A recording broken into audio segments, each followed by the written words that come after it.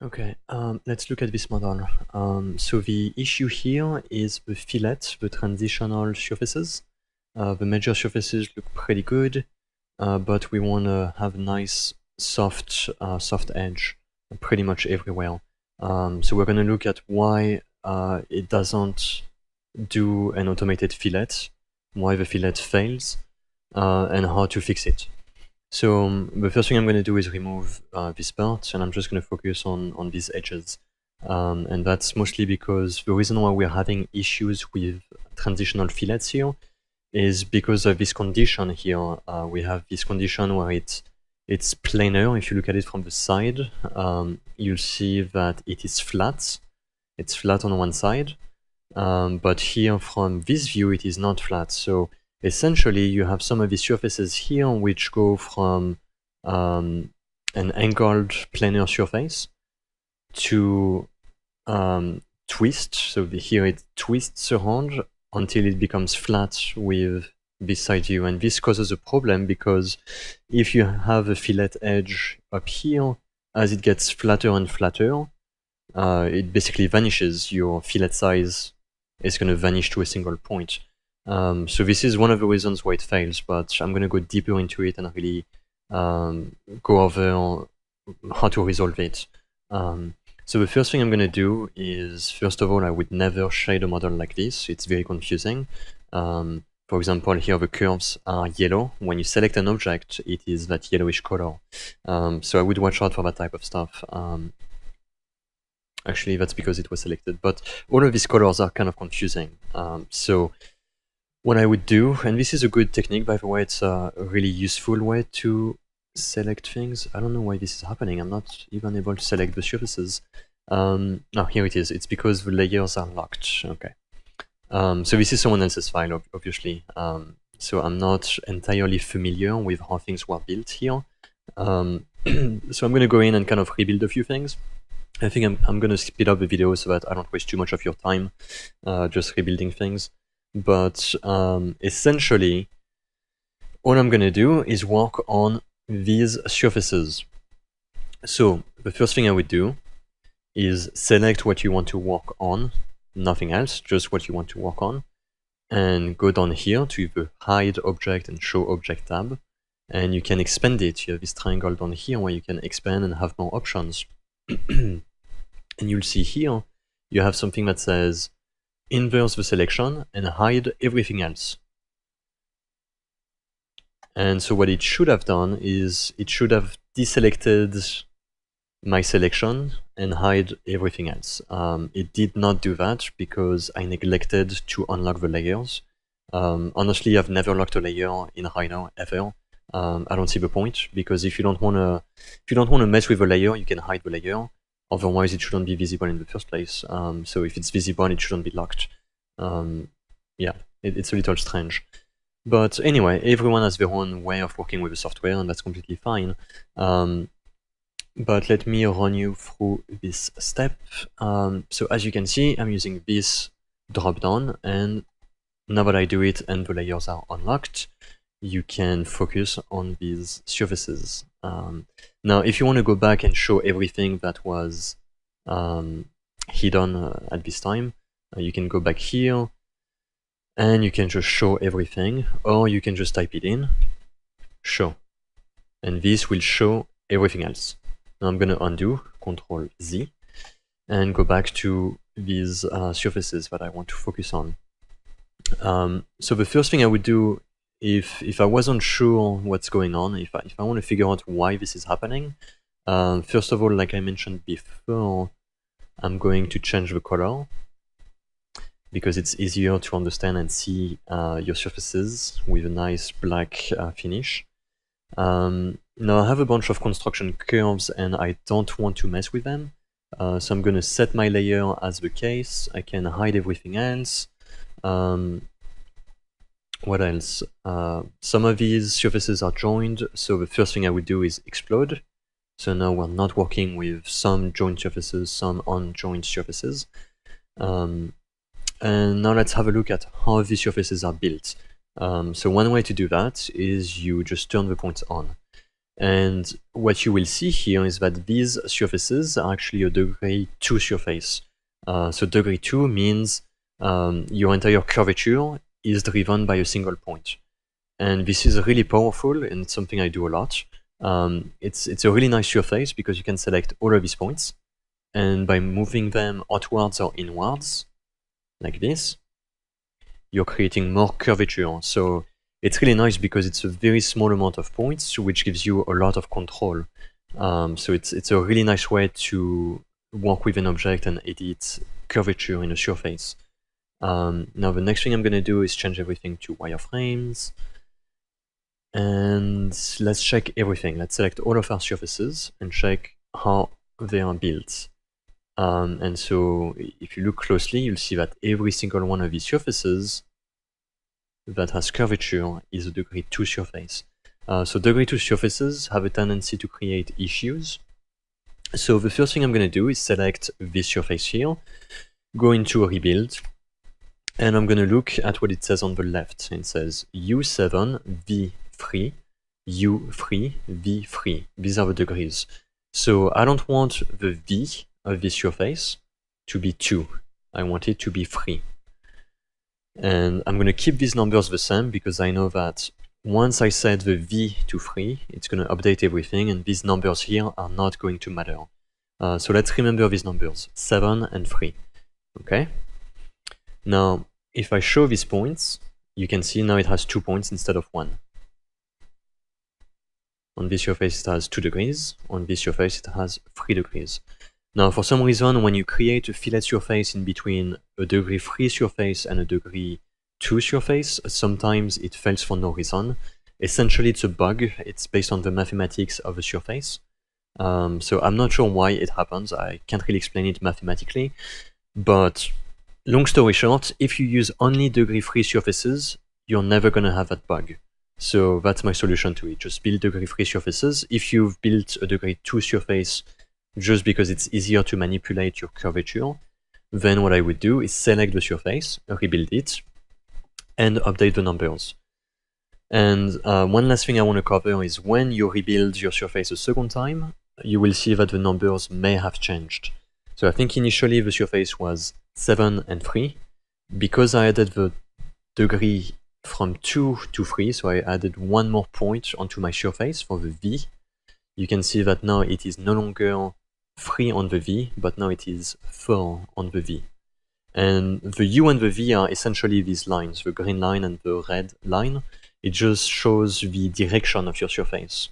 So it adds points in one orientation or the other orientation of your surface.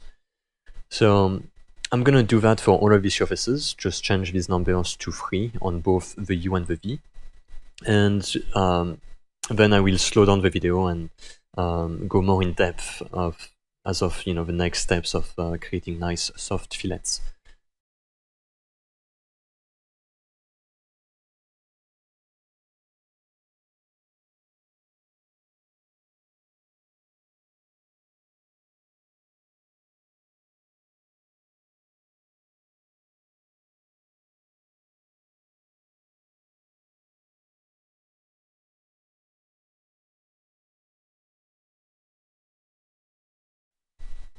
Okay, so now we have degree 3 surfaces all the way around, so we're only working with degree 3 surfaces, except for this surface here.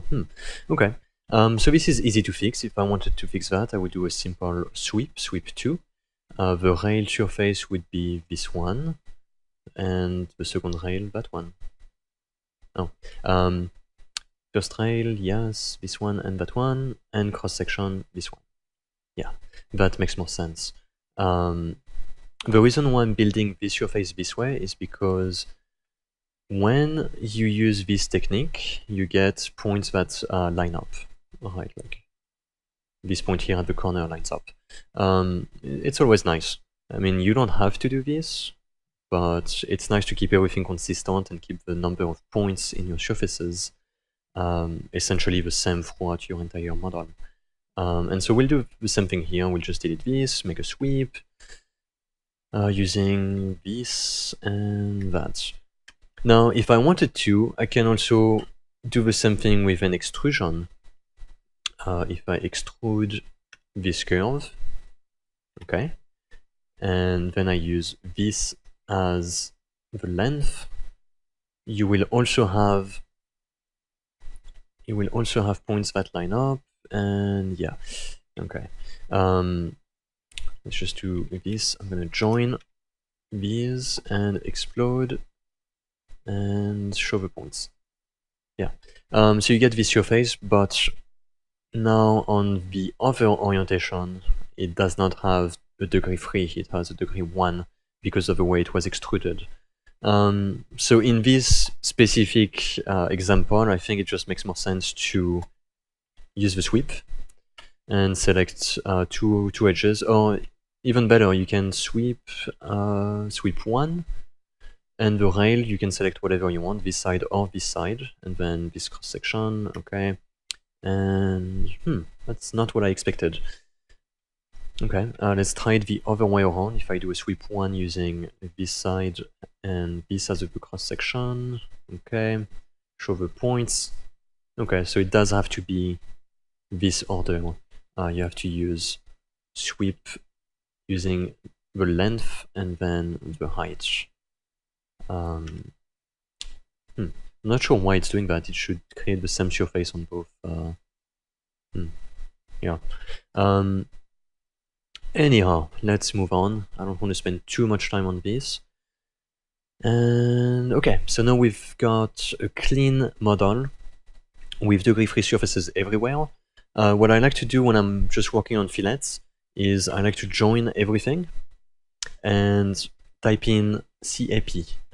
By the way, I type in most of my commands, but if you wanted to join everything, you can click here. CAP, I would type it in because it's so easy to remember. Yeah, just cap your object. It comes in handy for many different surfaces. It's just a very useful command. So I would memorize this one.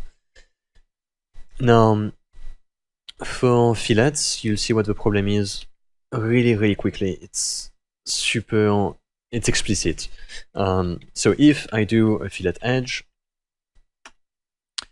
let's say I want a fillet edge only these edges.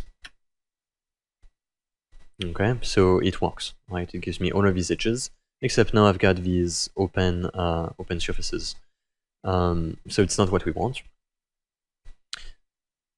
Let's try something else. What if we make it really small, like 0.5, and we select pretty much all of the edges we want to fillet. We'll probably get an issue here because of the way it meets, and here, like, this is the real problem. This is where everything goes wrong, because you have this surface that becomes essentially flush with this edge, with the next edge. They're essentially tangent to each other once they get to this one edge. So of course the fillet is going to come to a single point because that's how the fillet works, right? So to better explain it, if you think of it as two lines and you have a fillet, actually fillet, not fillet edge, and let's say it's a fillet of 1. So it creates this thing, and if you explode it, you can see, okay, you've got a small part of a circle. And essentially, this line is tangent to this circle, and this circle's dimension, if I go under the drafting tools,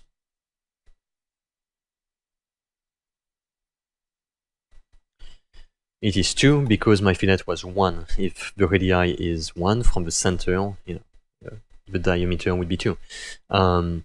So if you have a surface like this, and you want your fillet to meet, essentially what you're asking the software to do is to rotate this from this center to this point and line it up to this point. So you have a straight line. And if you do a fillet on a straight line, this is exactly what you're going to get. You get a circle, and it touches on a single point. Mathematically, what's going to happen is you're going to have a single point of intersection, which means your fillet comes to a single point, right? So that's a problem here, because you have a single curve and you have this edge that comes flat with this edge. It just breaks.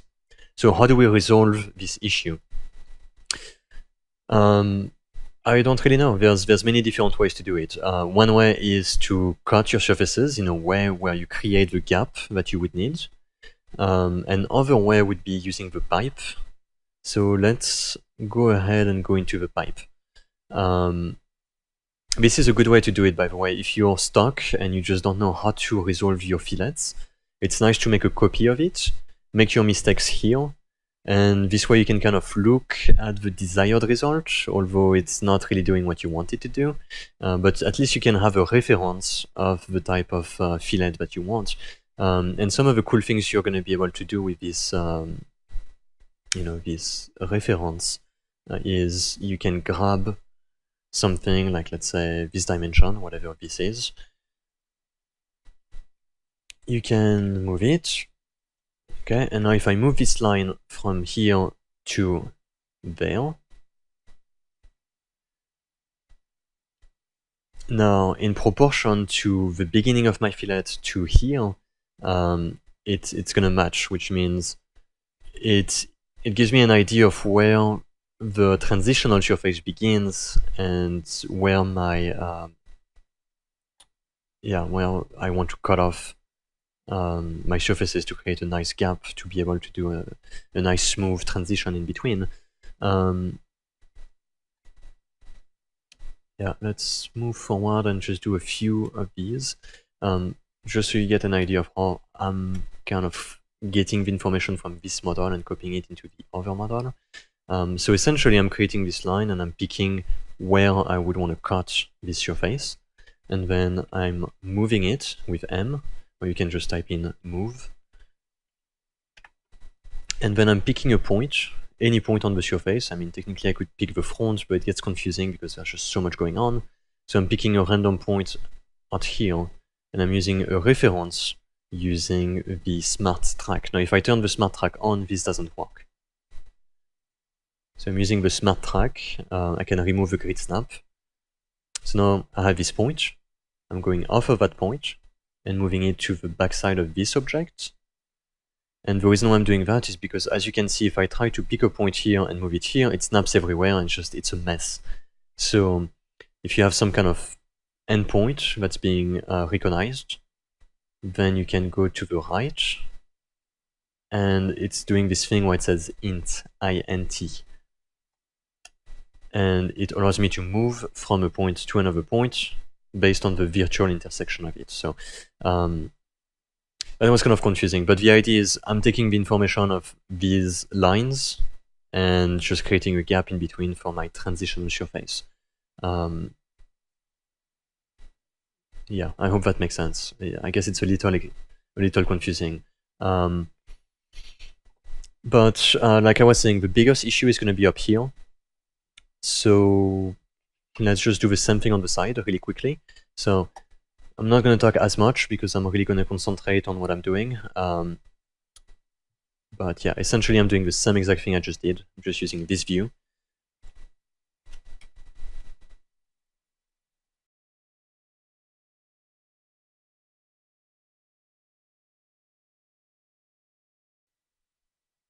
Okay, so let me explain what I just did. So I created this curve and I'm going to extrude it.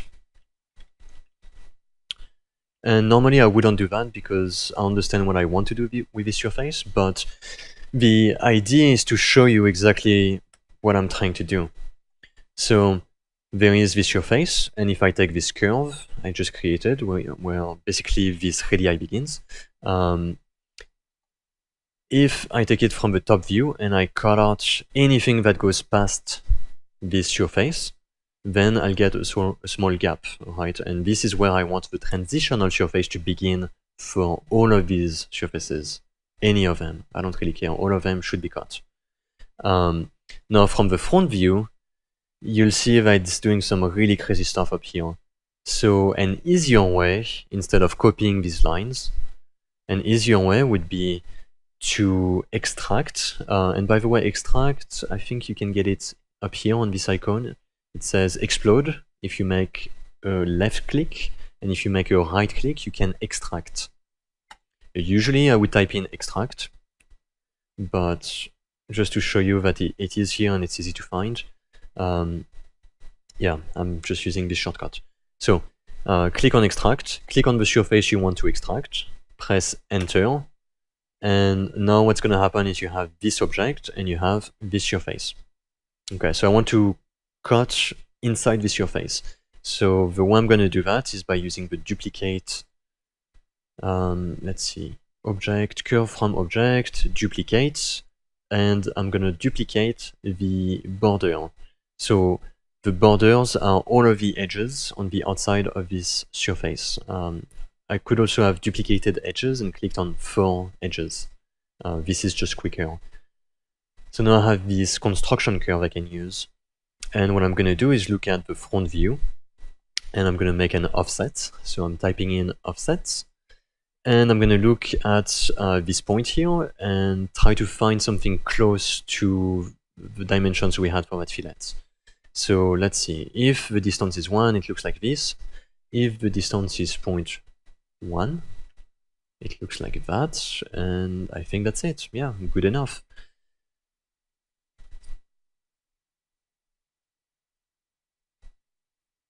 Okay, I'm going to type in cell, S-E-L, and CRV. So this selects all of the curves. And okay, my curve is here. It's really, really small.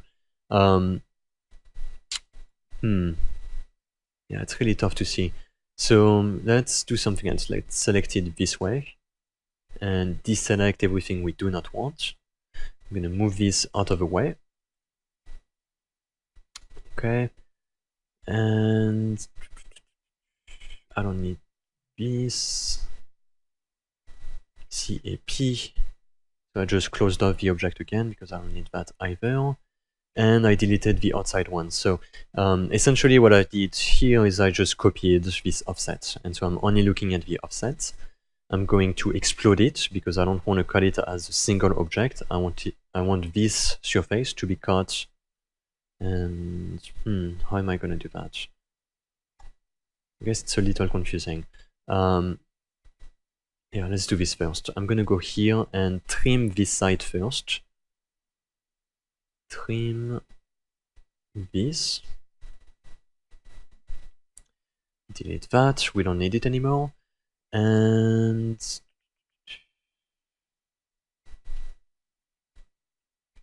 what's going on? Something happened.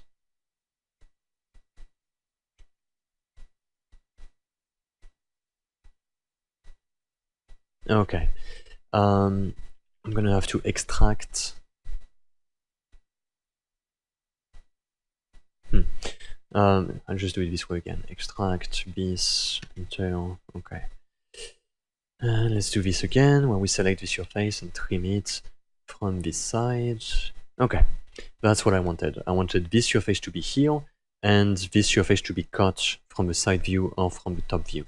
And I used this trim process using a surface, but you could have done it with just the curve. I just wanted to show you exactly what I'm doing and how I'm thinking. I'm thinking in 3 dimensions. And so with the curve, I could do the same thing. I could extrude it. And now you can see what I want to cut out is whatever goes beyond this surface. And it is very, very small, but it does make a difference because of the way it blends. Yeah, so let's move forwards and use this curve instead of the extrusion. And we're going to trim. And as you can see in the perspective view, I'm selecting this surface, not the one from the other model. And this is it. So now if you look at this surface, and if you look at this curve, the edges are going to match. So we've successfully created a gap in between these surfaces. Now, if we wanted to, we could go in and create a blend surface, right? We could blend here, blend there, and get curvature or tangency. Tangency is fine. And that's it. So now we have a super nice transitional surface. So that's one way to do it. But there's a lot more we have to look at. We have to look at this edge, we have to look at this edge, this one. So let's not do that yet. Let's go in first and do a fillet edge on all of the edges that we know are not going to fail. So these are really nice crisp edges. They come in at a nice angle. So I don't think they're going to cause any kind of issues. These ones should be okay, and this is going to fail for sure. It's not going to work. Let's try it anyway. Let's see what it does. And I know it's going to fail. It's not going to be perfect. So I'm going to try it once and see what kind of results I'm working with. Yeah, let's see what kind of issues we're going to run into. Okay, it looks like it's just not going to do anything, so I'm going to escape. The reason why it failed is because I selected a solid object, and I didn't select all the way through this edge. Here, fillet edges. I have to select all of these edges, and then I can try to do this, that, and that. Okay.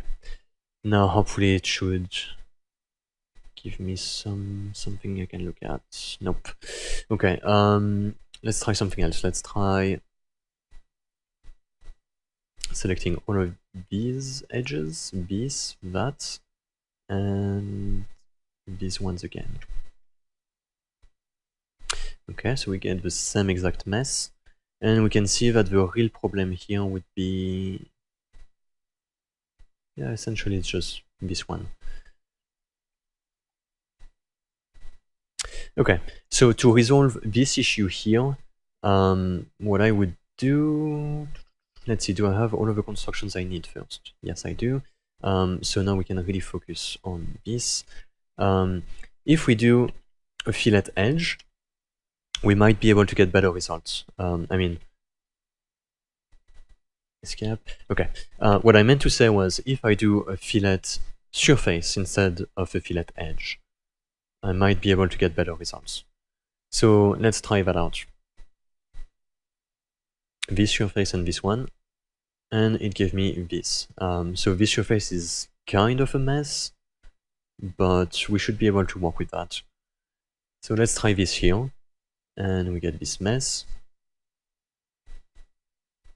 So that's not gonna work here. And again, it's because of this condition. Out here, it's very sharp of an angle, and at the end, virtually, there was no angle whatsoever. So your fillet, because it's driven by a circular shape, gets smaller and smaller as it gets closer to a line, as I showed before. So let's undo that, and we'll try what we call the pipe technique. So the pipe is really straightforward. Usually you would do a duplicate edge. Oops, no. Okay, duplicate edge, and you can copy edges from your surfaces. Okay, and then you can create a pipe. And I'm typing in the commands, but of course duplicate edge, you can find it here under curve, curve from object, duplicate edge, and the pipe, you should be able to find it on the surface. I think there's two ways to find it. I'm not gonna look for it because I don't want to waste any time. But I think there's one under the solid, and yeah, there's the tube, and there's the pipe. So the tube does exactly the same thing, I think. Wait, no, yeah, the tube is something else. Anyway, just type in pipe. And then you can select a curve or an edge. So I did not have to duplicate the edge. I just wanted to show you that a pipe usually goes around a curve, but we can also do it on an edge. So. Okay, so this is what a 1-inch pipe would look like. It's obviously not what we want. So let's try that again, make a pipe, selecting this curve, and we want it to be much smaller, so let's try 0.2. And this is what we get. Okay, pretty close to what we want, so let's delete that. Let's try the same thing again, and this time we'll say, let's see, this curve, we don't want any caps. And now we get something that's open on the endpoints. Now, one thing you'll notice is that this surface doesn't go all the way through. Let's see, do we need to fix that? Yes, we do. So how do you fix something like this when you have a surface and it doesn't go all the way through the way you want it to, and you don't really have enough points? Here's how you do that. You extend.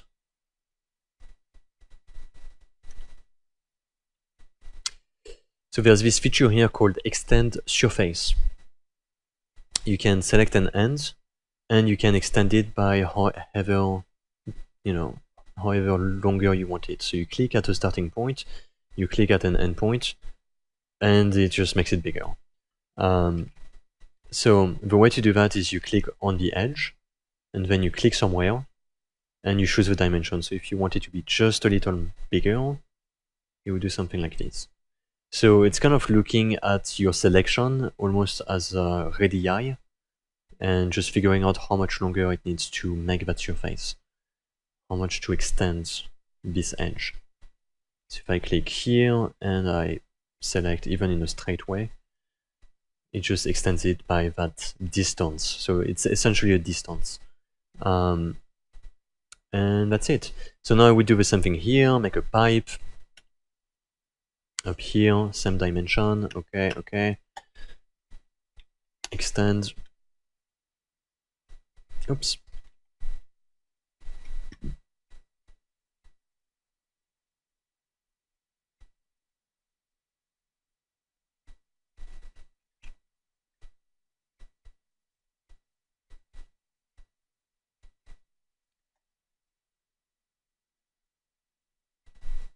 So once you have a pipe, you can select it, use the trim command, and cut whatever surface is inside the pipe. And so this does something similar to what we're doing here. It creates this gap, and this gap is going to allow us to create a nice transitional surface.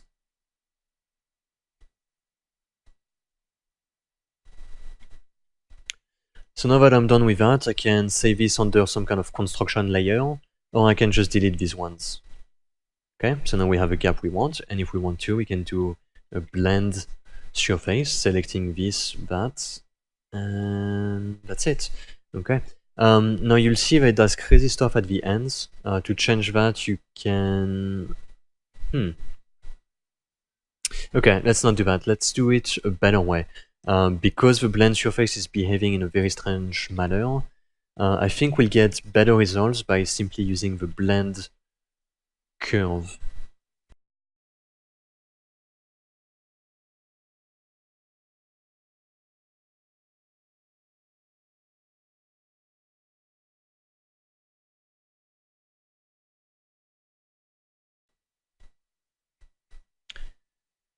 Okay, and now that we have a blend curve, we can do a sweep. Sweep 2.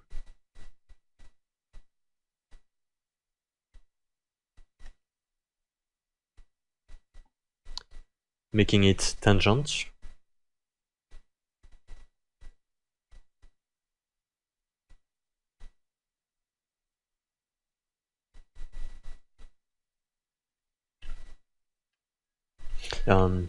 Sweep again. Sweep 2.